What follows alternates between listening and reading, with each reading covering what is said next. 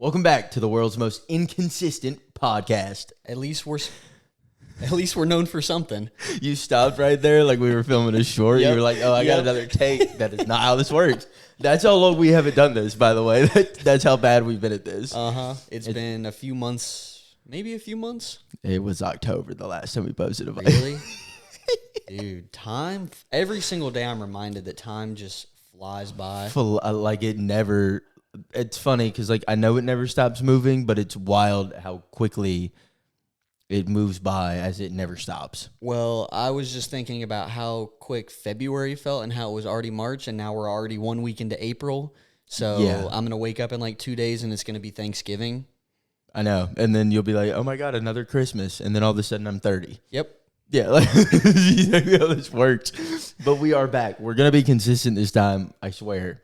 It's finally like something that fits well into our schedules. I think like we don't do this for our job, so like it's hard to like be super consistent at it with like a changing job schedule, but we finally found a day that the two of us have. So we are going to make a concerned effort at making sure that we put this out every week. And hopefully going forward, you guys enjoy some of the takes. You know, they're not always great, Some of them are really bad. but we could be like Colin Cowherd and say, move over LeBron. We got Ben Simmons. We're good. Yeah, We're good. Nothing's going to come out of my mouth that bad. We're hoping that with some consistency brings the ability to interview some people we know and some athletes, some things. So we're on the road to that. This is where we begin. We're back on the right track. The wheels are back on the rail. And we have some new and exciting things, some segments to talk about that we're excited about. Yeah, where do you want to go ahead and start now that we're back on the mic? We're big baseball fans, and baseball and our short-form content isn't a huge part of our short-form content. It's typically more football, more basketball, because just bigger audiences, it feels like. But on this, we get to talk about whatever the hell we want to. Mm-hmm. And I want to talk some ball, and we've came up with some new segments. And I want to start with fair or foul because I've got some really good ones on here. Okay. So my first one, and I think this will be the hottest one of this segment. So you're just starting off. We're ripping the Band-Aid right off. Fair or foul, Tony Vitello will be fired after his first season as Giants manager. I'm going to go foul. Okay. Because with the long season that the MLB has, I feel like a lot of franchises also have a little bit more patience. That is true. He's 10 games into his MLB coaching career. Yeah, I mean, but that's kind of the point of this segment is to some overreaction, some like it's fair or foul. I like that he's already like getting fired up. He's getting fired up. Yeah. He's already been ejected. Like he truly cares about that team and he wants to make an impact and he wants to make a name for himself in the MLB. The cards just aren't falling the way they should right now. And like the Giants have a few good players, but it's not like he walked in to the Yankees organization getting to run that team. That's true. The Giants are kind of a mediocre franchise in the MLB right now. And the recent, really you could say the last almost decade. Mm-hmm. And they haven't won the World Series since 2014. I mean, I say that like a ton of teams have in the last 10 years, but it's been a while. I kind of laughed when I wrote it down because it is one of those massive overreactions. But at the same time, in today's sports environment, winning is so many franchises across all professional sports have become, and even college sports now, have become so impatient. And with what the Giants have been doing, you trade to get Devers, you start to think, is it something where they're not going to be patient if he goes out and goes 60 and 100 this year or 70 and 90 or whatever, which is entirely plausible with some of the holes they have in that roster and his inexperience as an MLB manager. So just wanted to bring that one up. I got another one, and then I'm sure you have some as well. Fair or foul, the Marlins will make the playoffs this year. That's so funny. I actually had that written down for a second. I thought you might. And then I changed it for something else that I'll talk about here in a few minutes.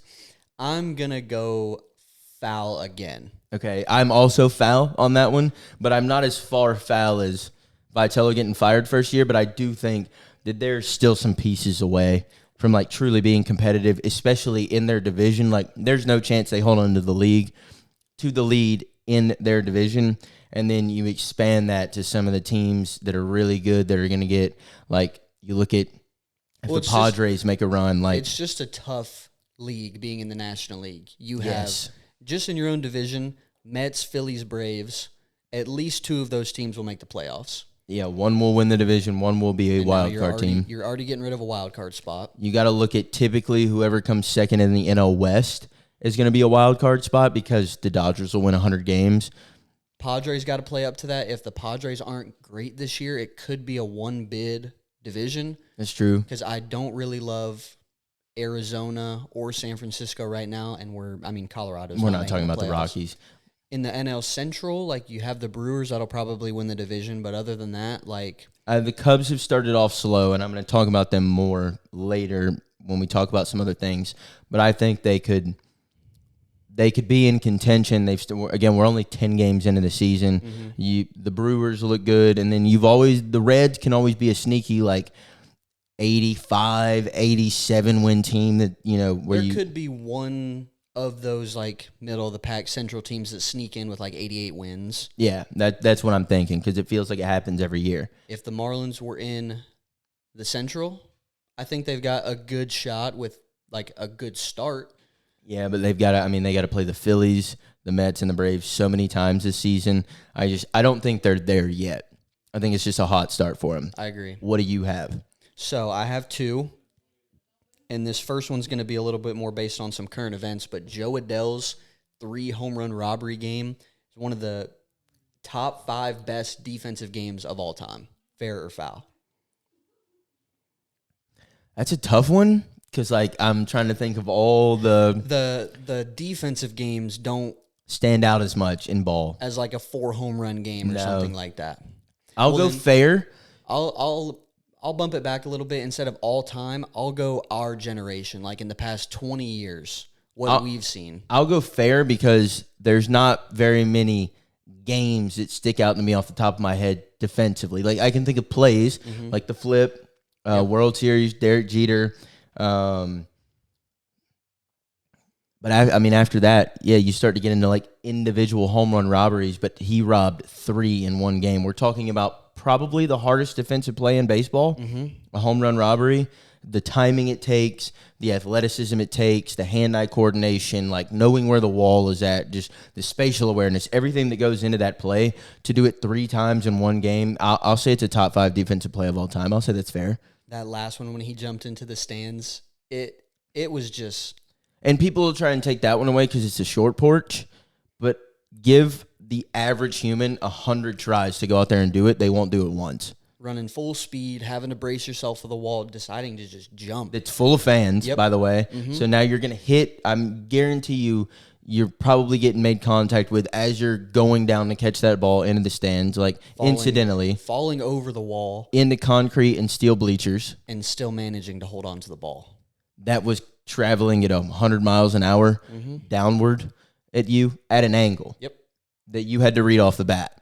I'll say that's fair because he had 3 of them. So I'll say that's fair. I got one more for you. Fair or foul, the Baltimore Orioles championship window is already closed. I'll definitely go fair on that one because I don't know if it was ever open. When you really think about it, they had a few guys like step up that had really good like career years in Adley and Gunnar in the same season. But the pitching staff was never there for a deep playoff run, and you didn't have the experience anywhere on that field. And now Adley is playing, average? I think Gunnar has been kind of a disappointment Gunner's as well. Not hitting great. Pete Alonso has not played great since he's been there. No, they don't have the pitching that they need to be a legit contender. And then you add into the fact that, like, some of their young guys like Jackson Holiday is not at all playing like what they thought he was going to play like. I think that would be more than fair to say. So you think it's going to come down to a new core group of guys for Baltimore that they'll have to try and compete with? They'll end up keeping one of them, like Adley, Gunnar, or Holiday, and they might err because it's Baltimore. They'll probably err on the side of the youngest guy, being Holiday, if he starts to show some promise, because they're not typically known to spend a whole lot of money. But I think in the next 2 years, you won't have those 3 all playing on the same team. I was really rooting for them when they were having that huge year. It was one of those teams that They like won the division that year, right? yeah, or like was very close and like was a wild card team, but won a lot of games. I was really rooting for them because they've been so bad for a long time. They're kind of like the Browns right now of the MLB, or like had been, and then I wouldn't go that bad. I'd say they're like the Cardinals. maybe like the Titans. Yeah. Like because I can't remember the last time they made a Browns- World Series. The Browns of baseball got to be the White Sox or the Rockies. That's true, and the White Sox have started off kind of hot. That just a quick little shout out to that Murakami guy that they signed Yeah, in the offseason. dude. He's already got like 4 or 5 home runs. Yeah, he's like the first Japanese-born player to have 4 home runs through his first 8 games or something like that in MLB history. Dude's balling. All right, I got one more for this segment before we move on. And this one will be the most fun for us to talk about, but it's also the worst one to talk about. Fair or foul, the Dodgers will run away this season with their 3rd straight championship. Okay. It's hard to say foul Because of how good they are. well, and all the talent that they have. I'm going to say fair because no. I'm going to say foul because I couldn't tell you the last time a team three-peated. I don't know if it's ever been done in Major League history. And at a certain point, like they should have lost to Toronto last year. They should have. Toronto kind of gave them the series That's towards the end. That felt somewhat like lack of experience. Toronto took that series and had momentum going into it over the first like 3 games. Yeah, and then just kind of gave it back. It seemed like it kind of got to They that point. they had Game 7 until Miguel Rojas hits a game-tying 2-run homer in the bottom of the 9th or the top of the 9th to end up sending it to extras. Like you can't make that kind of stuff up. I'll say foul for my own hope. Not because necessarily that I believe it, but I'm hoping that if I say it enough, they just won't end up winning it. Because I don't really know if I could handle seeing a 3-peat champion in the MLB. Because that right there would tell you that the current system is broke. Exactly. Now, that might be a good thing for the league, like for the future. It might be a good thing for the future of the league. I don't Not as a fan. not as excuse me. Not as a fan, 1, because I don't want to see the Dodgers do it, and 2, if the system is broken, which I think it is, you have to fix it. And I think the solution for that fix right now is a lockout. Well, it's coming. I don't think there's any way that Major League Baseball avoids a lockout this upcoming CBA. I don't know if we get to see baseball next season. Excuse me. Dang. Both got it going on over here. Especially if the Dodgers win the championship, it's just going to exacerbate that issue amongst the owners who are already at war with the players over having the salary cap, because why would you want to give that up? It's the only league in professional sports that is left, in American professional sports, that has no salary cap.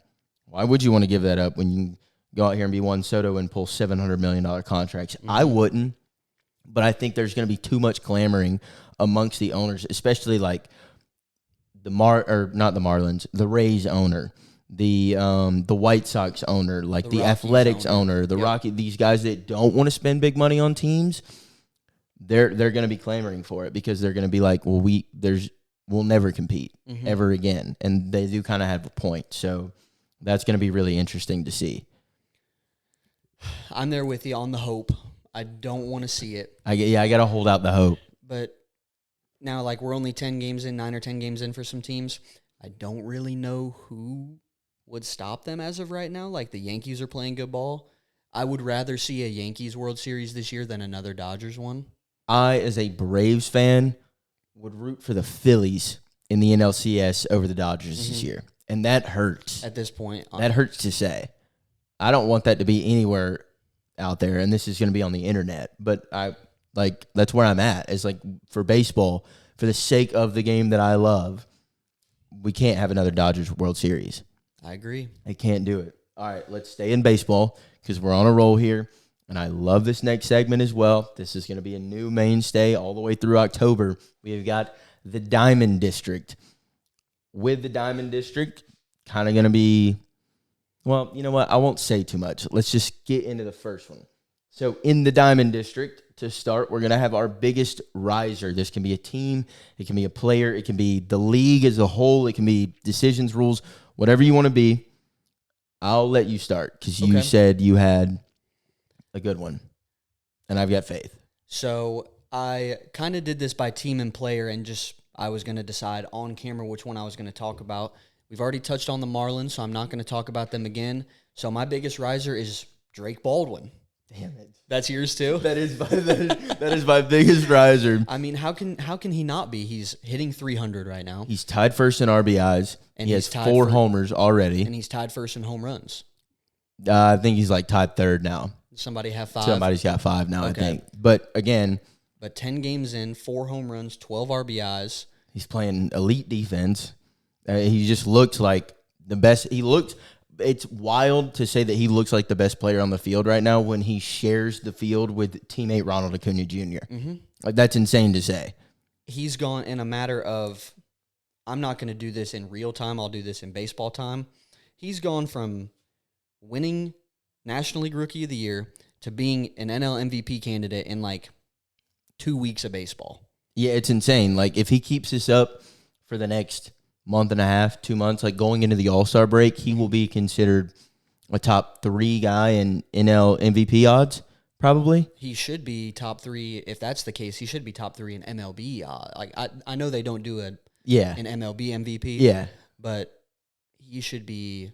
Yeah, because to do that at the catcher position is so difficult. That's why people overlooking Cal last year. I'm like, he was the first guy to do that since like Johnny Bench did it as a primary catcher. Like, the stamina it takes to do that day in and day out, catching over 200 pitches a game and then getting up and raking, like, that takes a lot out of you as a baseball player. So, like, when you see that happening, especially to hit 300 as a catcher, like, to have that contact and the power combination, not to mention the dude has been hitting in the clutch to start the season. He's doing literally everything that we could ask. He's kind of carrying the team right now. He looks like a 5-tool baseball player, and you rarely say that about a catcher. And he doesn't have to catch every day. You slide him into the DH spot so he keeps getting at-bats, yeah. And he keeps swinging. If you want to put Murphy in there and you want to let Murphy take some reps, that's fine. That's okay. We've always been a platooning team. That's okay. But, yeah, slide Drake into the DH because I don't even know who's hitting DH right now.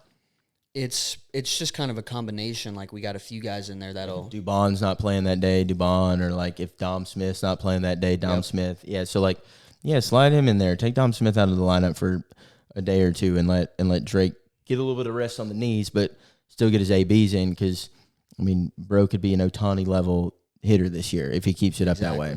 All right, biggest faller. Yep. Now we got our biggest riser. Biggest faller. I'll do mine first. My biggest faller is going to be the Boston Red Sox. They let Bregman walk this offseason, or I guess he kind of chose to walk. Mm-hmm. They keep Crochet. They got another pitcher. I can't think of who right now, but it was Suarez, Ranger Suarez. Oh, yes. They got Ranger Suarez. Paid him, and his first outing I don't think was very great. Could be. There's a lot of games going on right now, but they're 2-7 to start the year.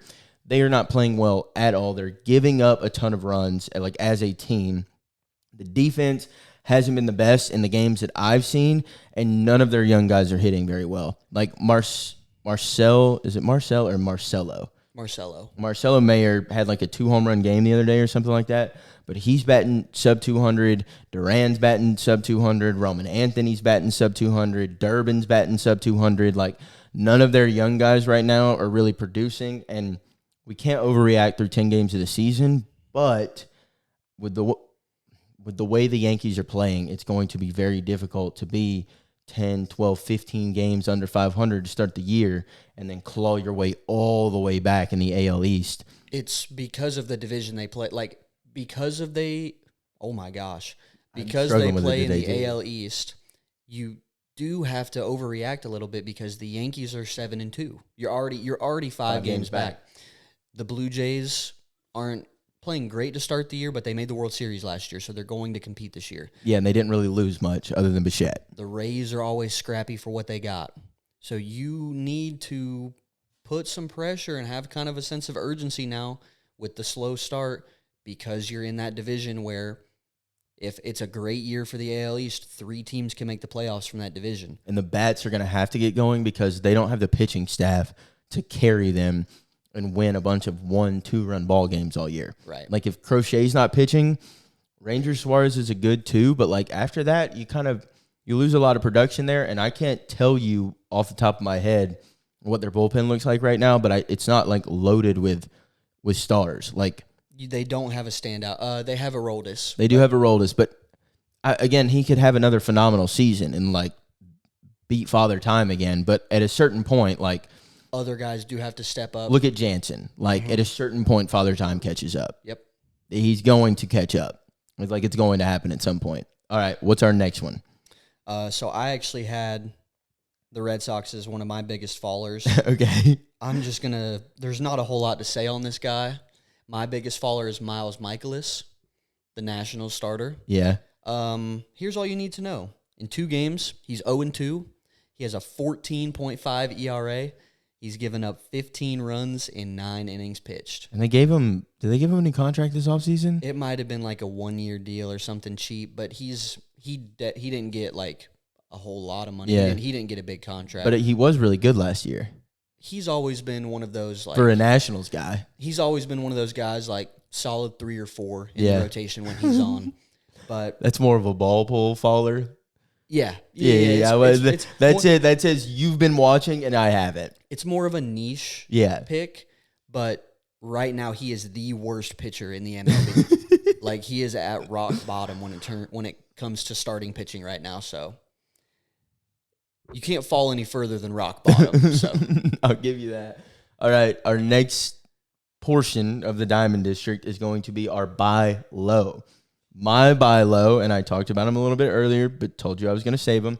My buy low is the Chicago Cubs. Mm-hmm. There's too much talent on that roster for them to not at least be competitive and make a run at an NL playoff spot. PCA has got to get going at some point. He will get going at some point. I have full faith, and I feel the same way about Bregman. I don't think Bregman is old enough or has lost too much of a step to just all of a sudden fall off a cliff and bat 195 this year. no, because he was still good last year. Yeah, and they gave him a lot of money. You got guys like Nico Horner and Ian Happ who are going to start. They'll pick it up as the season progresses as well. And they have a decent pitching staff with Boyd, who they did just put on the IL for 15 days, so that does kind of hurt. They did just put Cade Horton on the IL for 15 days as well. So that hurts their pitching staff right now because Imanaga has not started the season off probably as well as they would have hoped. But I think they have enough power in the lineup to win some higher scoring games earlier in the season as the bats start to pick up. And I think down the stretch, there's enough there with that nucleus that they should at least be competitive and being looked at for a playoff spot come, September baseball. It's going to be one of those seasons for them where they kind of have to grind it out. Oh, it's going to be grit and grindy. Just try and get to that 85 win mark. 85 wins-ish should get you into that last or second to last wild card spot in the National League. You'll at least be in the conversation. Just get to 85. That should be the magic number for the Cubs this year and for Cubs fans. If you can get there, then I think you're going to be all right. And that's why they're going to be my buy low this week, because I think that's well within their purview to reach that. My buy low, and this is really low, but he has to turn it around at some point, is Cal Raleigh. Okay. He's hitting 160 right now, does not have a home run yet, but he just won the MVP. He also, you come into the season, everybody's saying that Judge should have won over you, which I don't agree with, but everybody's saying it. You've got all the pressure that comes along with that. Well, not to mention, he played really bad in the World Baseball Classic as well. Yeah. So he didn't get off to a hot start in spring training. He didn't get off to a hot start in the Classic when he got to get out there and play. So it's just one of those slumps where he's in a slump for a month. But we're seeing that with some of the MLB's biggest stars. He hasn't started hot. Ronald has not started hot. Nope. Austin Riley has been ice cold for the Braves. You look around the rest of the league, I don't think Machado has started off very hot for the Padres. PCA is not batting well at all either. A guy like Ellie, he's been okay. He's been okay, but some of the stars have just they have started off cold, and I don't know if that was a WBC thing or if it's just kind of one of those years. Like, it seems like for the most part, pitchers have started off a little bit hotter than normal at the beginning of the season. Normally we see batters have the edge at the beginning of the season, and then pitchers catch up as the season progresses, but it kind of feels like it's flipped. And we've seen more 5, 6, 7 inning outings, 70, 80 pitch outings early in the season than I'm used to seeing, at least at this point in baseball. And at a certain point, it'll turn around. Like but the batters will catch up. In June and July, the balls are going to be flying. But yeah, I think Cal's going to have to turn it around at some point. We're going to talk about our sell highs real quick before we move off the Diamond District. I'll go first for my sell high. It's going to be O'Neal Cruz. Okay, I think that's a good one. So he had those 2 defensive errors in game 1. Yeah. That was already off to a terrible start. But he's been hitting really well. He's been great at the plate. I think he's hitting 400 right now, if not somewhere in the high 3s. Yeah. He's got 4 home runs. He's at the top of the league in RBIs. But he's never been able to put it together for an entire season. He's also a big swing and miss guy. Like, that average will come way down. That's always been a part of his game. I did a little bit of research on him right before we started this episode. He's never hit more than 21 home runs in a season with Pittsburgh. He's also pretty poor defensively. And he can be injury prone, especially in the outfield. He's really bad defensively. Yeah. Now, they're not going to bench him for his defense because they need the bat. They also need a name out there. Like, they don't really have a whole lot of other draws on that team. Other than pitchers. Other than Paul Skeens. Skeens, Keller, and Bubba Chandler will get people to come sit their ass in seats because that's an elite trio of pitchers. But there's not very many position players on that squad that are selling tickets. And, like that's just the honest truth. So, great for O'Neal Cruz to start, but I think here in a couple months, he'll probably be like a 250 hitter. He'll maybe have 15 home runs, and then he'll kind of just coast out for the rest of the season. My sell high, and you talked about them earlier, I think they were one of your big risers, is the Miami Marlins. Okay. They're not going to continue this for the rest of the season. We are on some different kind of telepathy today. It's been a crazy wavelength because we didn't talk about any of these before we started. They're going to be my sell high, kind of for the same reasons you said. Like, they're playing great ball right now. But we both know, and everybody watching baseball knows, that they are not going to finish the season as a 90-win team that wins the NL East. It's just not going to happen. So I would sell super high on Miami right now while their value is up there because it's going to come crashing down come the All-Star break.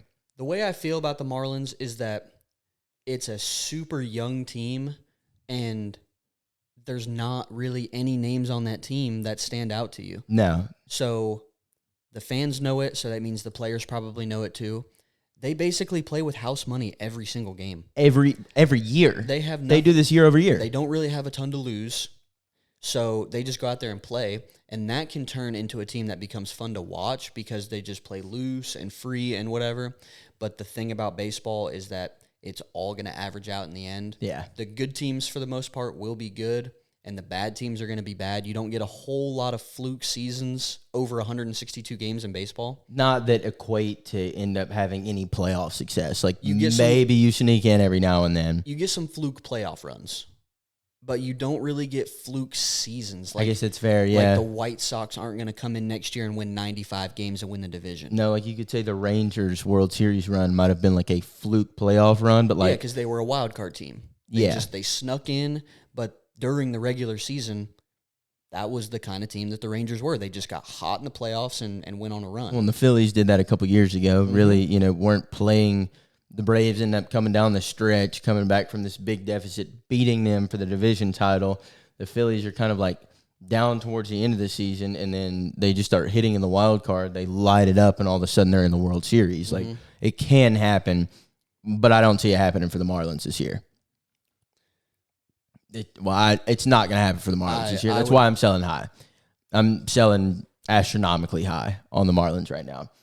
Do you want to hit the last baseball segment here? Or do you want to bounce over to NBA for a minute? While we're on the topic of baseball, we might as well just go ahead and knock it out because this is, I think, our shortest portion. Should be, and I love this segment because you're going to love what I got today. Okay. Because it's highly ironic. This segment is going to be called Caught Looking, and we're going to do this every week. There is nothing worse in the game of baseball than getting caught looking. I mean, a backwards K is like sacrilegious in the Kind of sport. embarrassing, Yeah, I mean, honestly. like, you can strike out swinging at a good pitch, and your coach isn't going to yell at you.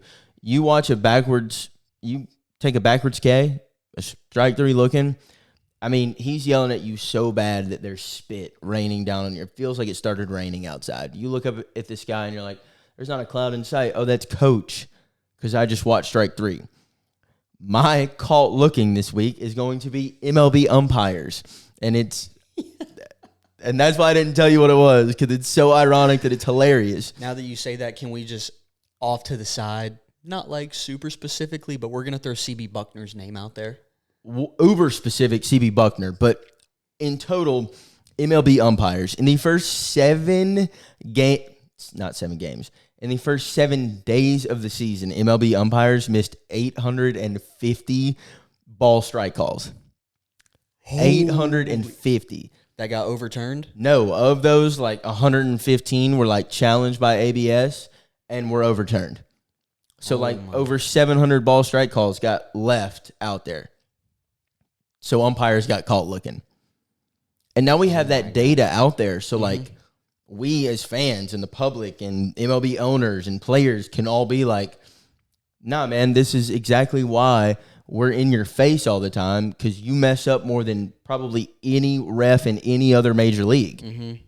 But then you want to yell back at us. Yep, I do. The silver lining for that is that umpires can finally get held accountable. Yes. And you can weed the bad ones out. Like, this guy was absolutely horrible all season, and now we have the data we have the data and evidence to prove that. So now maybe we get rid of this guy. We send him to AAA or something. We bring somebody else up. On the system of ABS, though, real quick, I have enjoyed it a lot more than I thought I would. Like, so far, it adds a new wrinkle into the game. Takes some strategy because teams are still figuring out how to use it. So I do like it. I like that it's quick. It's not like all of the replays that take forever. It doesn't really interfere with the flow of the game. What I don't like that I've been reading and I've seen and like I noticed myself is ABS grades on a 2D plane. Like it's just a rectangle. And if you hit that rectangle, umpires are having to call balls and strikes on a 3D plane, right? Like from the front to the back of the plate, not to mention its whole width, and you've got to take into account the player that you're standing. So it is a difficult job, and I'm not saying it isn't. And ABS does need a 3D tracking model. Like it needs to be calling it on the same way that it would be called on the field. But I have enjoyed it a lot more than I thought I would so far. I have one point to make, and then I'll get to mine. I do like it as well. I think because I've been watching Braves games, and I've already been getting into it. Like I see a pitch. It's outside. He calls it a strike, and I'm sitting here like, challenge it. That's just a ball. like you would on like an NFL play when they run the replay real quick. And you're like, no, we got his toes down. Like throw the flag. Like you're waiting on it. It's cool to kind of like be in the moment with your player. Here's one thing that I hate though, and I'm trying to kind of understand it, but I haven't been able to yet. If this much of the baseball hits the strike zone, it doesn't feel like a strike to me. And that's what I knew I wasn't going to like about it coming in, is that it was going to be such a rigid strike zone versus you're letting the umpire decide with his eyes. There's more nuance to it, right? And like, what do we say about baseball? Baseball is a game of inches. And that feels like an inch that's being given to the pitcher that's not necessarily fair to the batter. Like, I'm trying to understand the side of the argument that like the ball hit the zone. If it hits the zone, it's a strike. Right. This is what ABS was here to bring to the game. But if 99.2% of the baseball is outside the strike zone and that other 0.8% of the ball is in the zone, to me, that doesn't tell me that that's a strike. That still looks and feels like a ball. Like a ball. Like, because what other sport, like if 0.8% of the basketball goes in the hoop, guess what? It's coming out. And that's not a point. Yes. If like, well, I guess maybe that's the only one though, because like if 0.8% of the football crosses the line, it's a touchdown. That's true. If 0.8% of the soccer ball crosses that white line, that's a goal. So when I think about it like that, playing devil's advocate, you're like, Okay, it makes sense. But yes, I do agree. Like, we call it the game of inches, and those calls mean so much. Mm-hmm. But yeah, it does kind of feel like maybe that's just the baseball purist in me being like, man, that would have never been a strike before. Yeah. But that doesn't mean that it shouldn't have been a strike before. And then on the same side, that wouldn't have been a ball before. Right. So you have to. Overall, I like ABS. I like that we have it now. Yeah, I think it's been good so far. Let me wrap up baseball real quick with none other than one of our hometown kids for my Caught Looking. I'm going to Austin Riley. I highest paid player on the team. We're 10 games into the season. He's hitting 176. He has 0 home runs. He has 2 RBIs. He signed a 10-year, $212 million contract. And this early into the season, we're having to give him a day off because he's in a slump. Now, he'll turn it around at some point. But if Austin Riley's going to be a $200 million guy, I can't have him hitting 240 or 250 with 25 bombs, with 20 home runs and 80 RBIs, and missed 40 games. You need 60 games every year. For $200 million, you need to be hitting at least 30 home runs. I would like you to have 100 RBIs. I'd like you to be hitting 265, 270. Now, his defense has been good. I'll give him, that's the one caveat. But you don't pay somebody $200 million to play defense. Otherwise, we would have paid Andrelton Simmons $200 million. Yep. Because the dude had the best hands I've ever seen at the shortstop position. So, but he couldn't hit. You don't give somebody who can't hit $212 million. Nope. And call him the cornerstone of your franchise. And he's a hometown guy. Like, I love the dude. He's one of my favorite players. Mm-hmm. Bro's got aura like you wouldn't believe. But you got to play up to that contract. We have 3 more games. I don't know how many games it'll be by the time this video gets posted, but we'll have 3. We have got 3 more games in LA, and then the whole team gets an off day. I'll give the guys the benefit of the doubt. 13 straight games to start the season. It's hard to get in a rhythm. And if you start the season 0 for 8, like if you don't get a hit in the first couple games, I still have 11 more games before I can even reset and get back into hit the cage and try and really work on the swing for a day. You don't have that. I'll give some of the guys like him and Acuna the benefit of the doubt, but let's pick it up, boys. Quick, because we're 6-4, and none of our stars besides maybe Olsen have played well so far, at least at the plate. I mean, Michael Harris or Ozzie have had their moments, but nothing nobody's really been consistent yet besides him and Drake. Mm-hmm. And so we're still waiting on our 2023 MVP and our perennial MVP candidate in Austin Riley and a guy who is called a dark horse every single year in Michael Harris to really get going, and really hit their stride. All right, that's going to do it for baseball today. Man, I love talking baseball. I do love talking baseball. I'm so glad that this time of year was when we decided to get these episodes back going because this is what we talk about in general, all the time. We will talk football and we'll talk a little more college football than anything in the fall, but we don't really outside of content. We don't really talk about basketball. I'm not especially the NBA. I can get into college basketball this time of year for the tournament. Yeah, and we're going to talk about that here in a little bit. I'm a big Duke fan when it comes to the Duke-UNC rivalry, but outside of that, baseball, I'll sit at home with a ball in my hand still at 23 years old and mess around with my grips. And the Braves is the only team that we share in common interest in terms of being a fan. So this is really the only time we get to connect, truly connect as sports fans and about our team dive and deep into it, about the game that we played, the game that we love. So hopefully you guys enjoy the baseball talk as much as we do because we're going to be doing a lot more of it, especially if you don't, that kind of sucks because baseball's till October, so we're going to be talking about this for a while. 5 months. Especially now that we're on it, we finally decided to just, maybe it's not the biggest portion of our audience, but it is baseball season. There is no NFL on, and it is, like you said, the game that we enjoy the most, so we're going to be talking about it because we want to talk about it. So hopefully you guys enjoyed as much as we do. If you do, let us know what MLB team, if you have made it this far in the episode, let us know what MLB team you are a fan of in the comments so that we can talk some trash to y'all the rest of the season as Braves fans. Because I can't really talk a lot of trash to people during the Falcons season because we haven't been good or typically the Hawks. I have one last thing and then we'll jump to something else. Ahead. Did I tell you about I'm gonna race the freeze this year. You got on the list? I didn't get on the list, but I work with this girl who also is part of the like Tomahawk team for the Braves, and she said she's able to get me in there to race the freeze. Can you tell her to book me a little bit farther down? I want to do it. I'll see what I can do, but she texted me on opening day and said, "Hey, are you coming to the game tonight? They need a freeze contestant." But it just so happened that opening day I was moving and I had to work.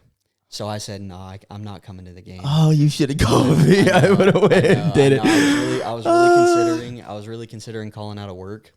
I would have. But I'm gonna do it eventually, and I have $100 riding on it right now. Because Coleman bet me $50 that I would lose, and one of the members at the country club bet me $50 that I would lose. I'll put 50 on it that you lose. I gotta get to that game though. I gotta record that. That has to go on the pod. I know. That has to. Okay, you have got to let me know as soon as you know. I'm gonna text her and like give me at least like a week or 2 weeks in advance so that I know. Because I will be buying a left field ticket so that I can sit right there, get hammered, and then hop on the pod story and be like, "Oh my God, Lance is raising the freeze," and just turn it around and you run it against. Oh my! I'm definitely okay. All right, that just. Wow, that made my day. That was the coolest thing I've heard all day. All right. Hell yeah. Pivoting. Yes. Pivoting. We'll talk a little NBA real quick. We've got something super quick because, again, it's not really our sport, and we're in the this is the deadest week of the NBA to me. It's the last week of games. Yeah, like starting with once we post this episode and we record the episode after this, like next week, we'll have the play-in. We can talk about the play-in, and then we can kind of preview some of the matchups that don't, like the 1 and 2 seed have to wait, but the 3 through 8, the 3 through 6 seeds, the matchups will already be set, so we can kind of preview those. Plus, like right now, the top 4 seeds in both conferences are locked up, so only 5 through the play-in are actually playing for seeding, and it's still like a team like the Hawks at the 5 seed would have to lose 3 of their next 4, and somebody like the 76ers would have to win 3 of their last 4 for them to move up or down at all. So, like, now the Hawks do play Cleveland two out of their last 4 games, so that could kind of adjust like who has home court advantage.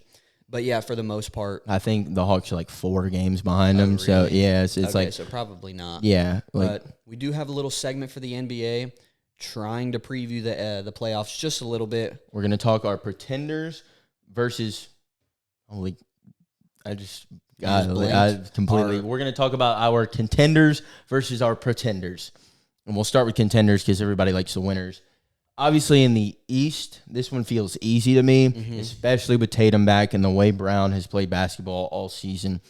Boston seems like the clear favorite for the contender in the East. I don't know how much more time Cade is going to miss for Detroit.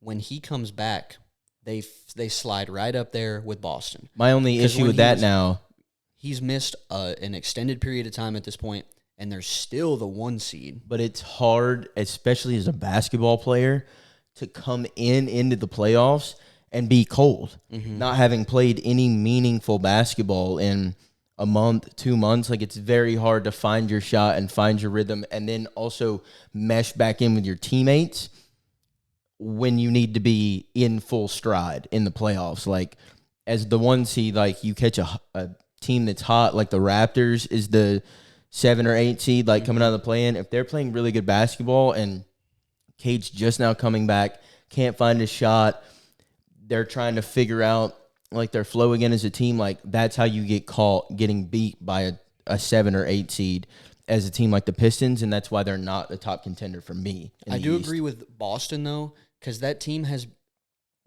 Boston is really good.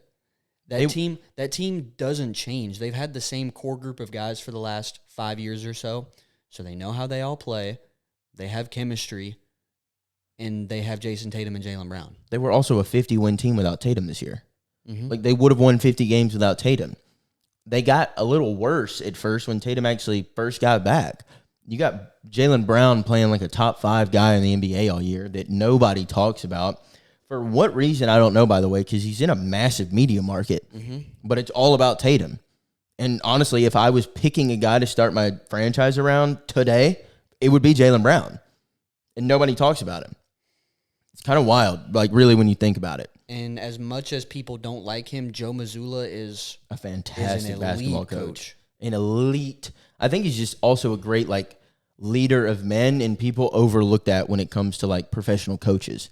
Like you need somebody who can really like get guys to mesh with each other and bond together and buy into your culture, your system, the way you operate, and show up day in and day out in the building believing in what you got going on. Like Joe Mazzulla is the perfect guy for that.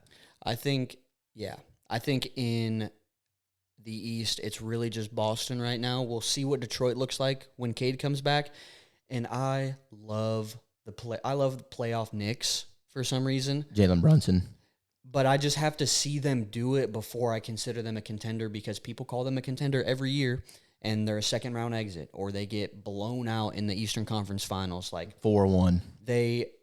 I need to see them do something a contender would do before I call them a contender. And they just like for a 3 seed, like it seems like they're a 3 to 5 every year, but it seems like they always have better basketball to play.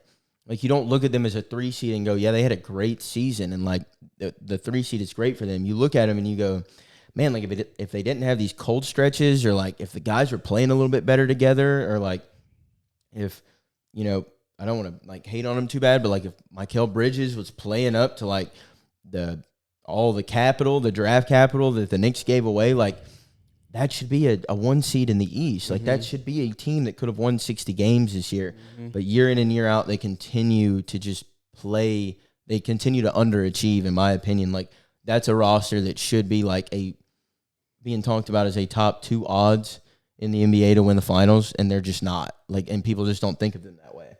Another team that I feel like kind of underachieves consistently with the roster they have, and this is going to be my pretender in the East. I only have one. It's Cleveland.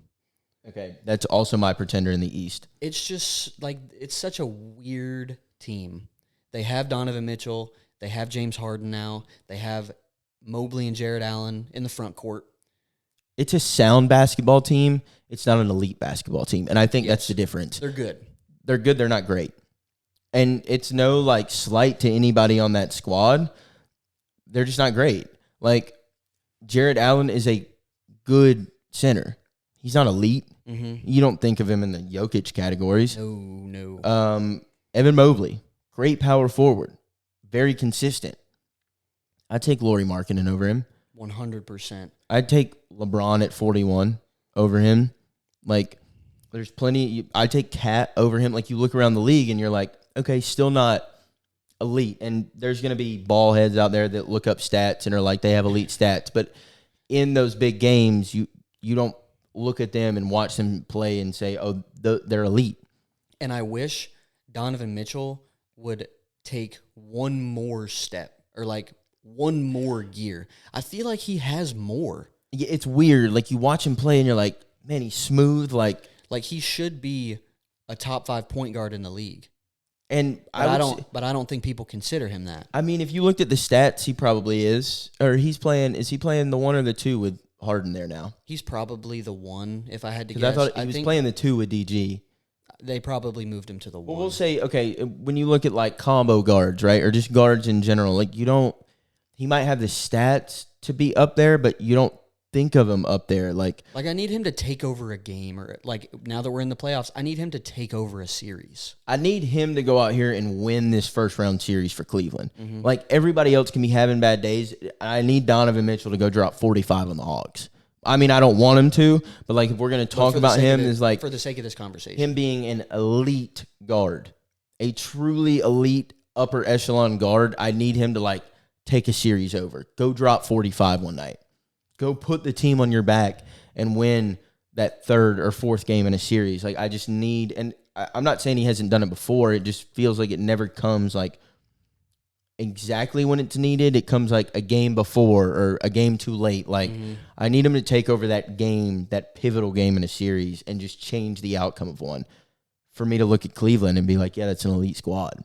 And for him, I don't even think he could do that. Like if they play the Hawks in the first round, he could do that. but I wouldn't truly appreciate it until he did it in the second round.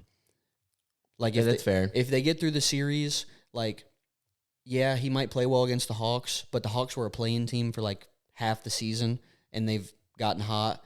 Yeah, like you look at how they finished last year. They're like, not the big bad Hawks yet. No. I think they're on their way there. I wish they were, but they're not. But if he goes in the second round and destroys Detroit or puts it on Boston and takes Cleveland to the Eastern Conference Finals, then you're like, okay, I was wrong. Then, okay, here's the Donovan Mitchell that I've been looking for. Yeah, here's Jazz Donovan Mitchell. Yep. That could take over a game, just never had the team to support him taking over a series. He has that supporting cast now, but it feels like because of that, he's almost taken a step back in terms of like being that elite electric guard that we were used to seeing. Being that guy who will call an ISO. I guess, but maybe though and I'm just playing both sides of the coin here, it's a lot easier to call him elite and like notice when he's taking over a game when his team was as bad as it was. Like it was him and Gobert. Mm-hmm. That was it. He didn't have anybody else. Now you've got Jared Allen who can drop 20 on any given night. You've got Evan Mobley who could have a double-double on any given night. You've got Harden who could have a double-double. Like he's got more support. So maybe that's why we don't see him or think of him in that same way, but I do agree. If we're sticking on pretenders then, I've got one. I think we also share the same one here. This segment we did kind of discuss a little bit together. Is the Rockets. Yeah, and I think, in my opinion, honestly, the West is a little more cut and dry. The contenders, if you were curious, is the Thunder and the Spurs. I got Denver in there. Denver still has the team to be able to do it. Okay, so I can kind of, They're 9-1 in their last 10. And they're fourth in the Eastern Conference. And Jokic, West. And Jokic just went at Wemby last night in OT and basically like hit his signature, fadeaway jumper to put the game away. Okay. Like Wemby is a great basketball player. But if it came down to the Spurs and Wemby or Nikola and the Nuggets, like over a 7-game series, like Jokic is going to give it to him. For me, in that kind of series, it would come down to everybody else other than those two guys. Because they're almost going to cancel each other out on a nightly basis. True. Is it going to be Jamal Murray? Is it going to be Stephon Castle? Is it going to be Christian Brown? Yep. Is it going to be they don't have Aaron Gordon anymore. Mike, no. MPJ's on the Nets. Yeah. It's going to be the supporting cast of both those teams. I would have called the Lakers a contender before Luka and Austin Reeves went down because it sounds like Luka could probably come back for the second round. I don't know if Reeves is going to come back at all in the playoffs. But then you got to get into the second round. Like, does Bron still have that capability to, like, truly take over a series? He's still an elite basketball player. Mm-hmm. I mean, the dude can go out any given night and drop a triple-double just because he sees the floor so well. But does he have that extra gear to turn it on for a grueling 6-game series and be the defining factor in that? I don't know. I don't know if that's in him anymore. I don't know if that's his play style. I don't know if that's his mentality. I don't know if his body still has it in it. Like, there's too many questions to me when it comes to him being the sole leader of that team. The questions for me involve the rest of the team. You don't have Luka Doncic anymore. Who's going to do that now? Well, that's what I'm saying. Like, can Bron take it over like that? Because if he can, I think they can beat, a 7 seed. I think so. They're the 3 seed right now. If the season ended today, they play Minnesota in the first round. See, that's one where it's like, and if you don't have Luka and you don't have Reeves, Bron can't keep up with Ant. No, and I'm not saying that like Ant is like better than Bron all the time. Nothing, but like with explosive as Ant is at his age, like Ant can go out there and drop 35 4 games in a row. And that's the kind of guy who can take over a series. And if you don't have your number 2 and number 3 guys on the team, Luka is the number 1 guy on that team. Number 2 and number 3, yeah, LeBron and Austin Reeves. They got LeBron. Luka is the number 1 guy on that team at this point. He was putting up 31 a game. Yeah.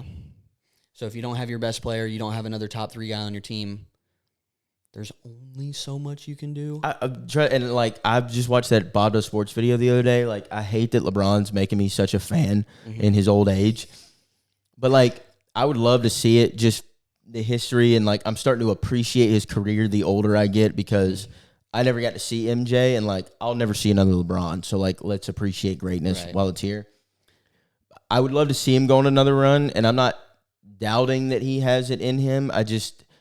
Again, like, you're 41, the body does start breaking down at a certain point, and we saw it last year. Like, he really never just, like, took over a game like 2016 Braun was taking over games. I just don't know if that's there anymore.